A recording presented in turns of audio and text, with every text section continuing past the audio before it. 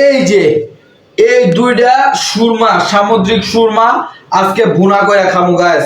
Just পেঁয়াজ দিয়ে ভুনা করে, জাস্ট সুরমার সাইজ গুলা দেখেন, অস্থির।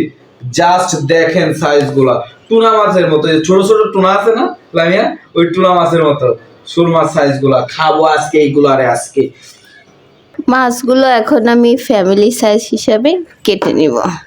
আগে মাথাটা আলাদা করে নিব। তার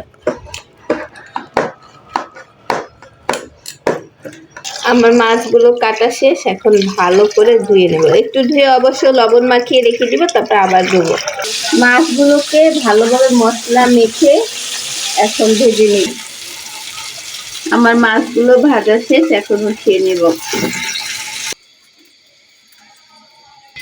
পেঁয়াজ দিয়ে দিব, স্বাদ মতো লবণ, 1 চামচ আদা বাটা। এখন ভালোভাবে নেড়ে চেড়ে দিব।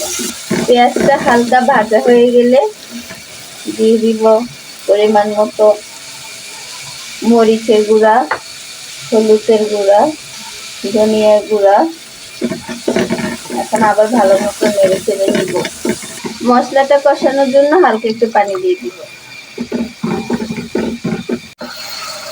এটা নেড়ে ছেড়ে ভালো মতো কষিয়ে নিতে হবে পেঁয়াজটা।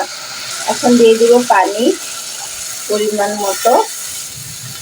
কষানো মশলাগুলোর উপরে এক এক করে মাছগুলো এখন ছেড়ে দিব। মাছগুলো ছেড়ে দিয়ে কতক্ষণ রাখবো? এই 5 মিনিট।